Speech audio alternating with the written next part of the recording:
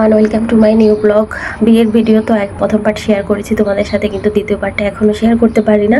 আজ দুদিন যাবত এতটাই অসুস্থ ছিলাম যে কোনো ভিডিও কোনো ব্লগ তোমাদের সাথে শেয়ার করতে পারি। এদিকে আমার ছোটো মেয়েটার কাণ্ড দেখো, নাকি ঠোঁটে লিপস্টিক লাগাচ্ছে। তো রেডি সেডি হয়ে এই তো ছোটো মেয়েটাকে সাথে করে নিয়ে চলে যাচ্ছিলাম। দেখতে পাচ্ছেন আপনাদের ভাইয়া কিন্তু আমাদেরকে গাড়ি ধরিয়ে দিচ্ছিল। ওই দিন তো আমরা কোনেদের বাড়িতে গিয়েছিলাম, আজকে হচ্ছে বরের বাড়িতে যাব সবাই দাওয়াত খেতে। তো আমরা যেহেতু মহিলা মানুষ ছিলাম, তো সবাই বলছিল যে আমরা আগে চলে যেতাম, পুরুষ মানুষ পরে যাবে। পুরুষ মানুষ পরে যাওয়ার কারণ হচ্ছিল ওই দিন শুক্রবার, তো সবাই জুমার নামাজ পড়বে, সবাই জুমার নামাজ পড়ে তারপরে যাবে। তো এই তো যেই বলা সেই কাজ, আমরাও কিন্তু গাড়ি ধরিয়ে চলে আসলাম।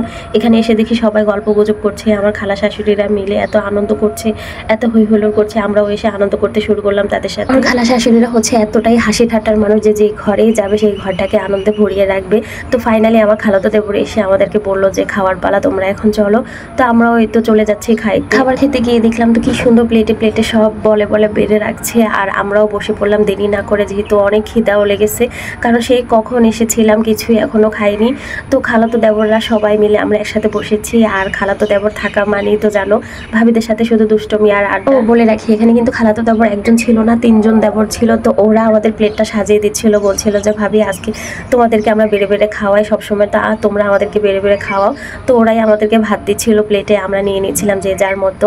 এখানে প্রথমে ভর্তা দিয়ে ভাত খাচ্ছিলাম, এত মজা লাগছিল ভর্তাটা। আর পাবদা মাছ কেউই নেয়নি, পাবদা মাছ এইভাবে প্লেট পড়ে আছে টেবিলের উপরে। কিন্তু খাবারের আইটেম অনেক কিছু ছিল, ভর্তা, চিংড়ি মাছ, রোস্ট, পাবদা মাছ, তারপর খাসির মাংস। যেহেতু আমরা খাসির মাংস কেউ খাই না, তো খাসির মাংস আমাদেরকে দেওয়া হয়নি। আর গরুর মাংস এক বাটি দিয়ে গেছিলো, কিন্তু কেউই খাচ্ছিল না, সবাই ভর্তা দিয়ে ভাত খাচ্ছিল। আমি তো ভর্তা আর রোস্ট দিয়ে এতটাই মজা করে খাচ্ছিলাম, আমার কাছে খুব ভালো লেগেছে রোস্ট আর ভর্তাটা। পরবর্তীতে গরুর মাংস আমি অল্প একটু নিয়েছিলাম, তো ওটার ভিডিও আর করতে পারিনি। এই তো রোস্ট দিয়ে ভর্তা দিয়ে খাচ্ছি। এদিকে তেমনটা হাসিতে হাসিতে পেট ব্যথা করে ফেলছে, ভাত খাবো কি আর। তো যাই হোক, খাওয়া দাওয়া শেষ করে কিন্তু আমরা চলে এসেছি, কারণ বাসায় আরেকটা প্রোগ্রাম আছে। খালাতো দেবরা সবাই আমার হাতের বিরিয়ানি খেতে চেয়েছিল, তো বাসায় এসে ওটাও রান্না করা লাগবে। তো এই তো দেখতেই পারছো, আমি কিন্তু অলরেডি বিরিয়ানি রান্না শুরু করে দিয়েছি। বাসায় আসার পর কিন্তু আমি 1 মিনিটও রেস্ট নিইনি, জামা কাপড় খুলেই কিন্তু চলে এসেছিলাম পাকের ঘরে। মুরগিগুলো কেটে ধুয়ে পরিষ্কার করে এই তো বিরিয়ানিটা বসিয়ে দিয়েছি, কারণ ওরা আবার আমাদেরকে নিয়ে বাইরে চলে যাবে আজকে। ওরাও আমাকে বলেছিল যে আমাদের সবাইকে মালাই চা খাওয়াবে। আমার ছোটো যাও অনেকদিন পর বাড়িতে এসেছিল, যেহেতু ছোটো যা আর আমি থাকি না তেমন একটা, অনেকদিন পর বাড়িতে যেহেতু এসেছি, আর ওরাও আমাদেরকে নিয়ে একটু আনন্দ ফুর্তি করবে, এজন্যই আসলে এটা। তো যাই হোক, বিরিয়ানি রান্না কিন্তু অলরেডি শেষ হয়ে গেছে, আর সবাই খেয়ে দেও এই তো রেডি হয়ে বের হয়ে গেছি। আমরা যখন বের হয়েছি বাসা থেকে তখন জানো কয়টা বাজে, রাত্রে 10টা বাজতেছিল। তবুও কিন্তু আমরা এই দেখো মালাই চা খেতে চলে এসেছি। এই মালাই চাটা খেতে আমরা চলে গিয়েছিলাম নোয়াখালী সুপার মার্কেটের পিছনে চায়ের আড্ডা।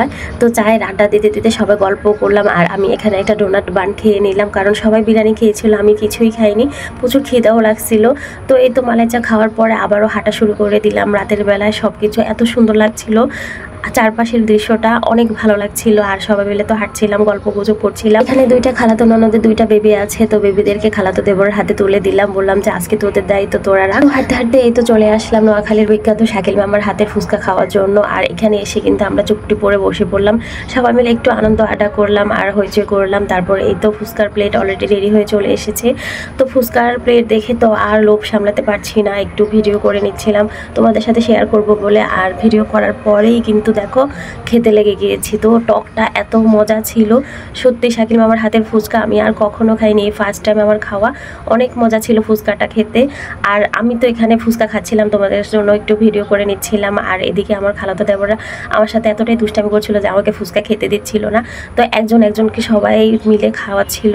আমিও আমার দেবরকে বললাম যে খাওয়াইতে, কিন্তু ও আমাকে না খাইয়ে দেখো টপ করে গালের ভিতরে ঢুকিয়ে দিল। আর ওর মুখের এক্সপ্রেশনটা দেখো, ও আমাকে এতটাই লোভ লাগাচ্ছিল যে আমি ওর লোভ দেখে আসলে কিন্তু লোভটা সামলাতে পারিনি। তো ওর হাতে না খেয়ে আমি এবার লেগে পড়লাম ফুচকা খাওয়ার জন্য। এখানে আমার দেবর ফুচকা খেয়ে রিভিউ দিচ্ছিল যে ভাবি আসলে ফুচকাটা খুবই মজা। তো এই তো 2 দিন যাবৎ বিয়ের এনজয়ও করলাম, সবাই মিলে আনন্দ ফুর্তিও করলাম।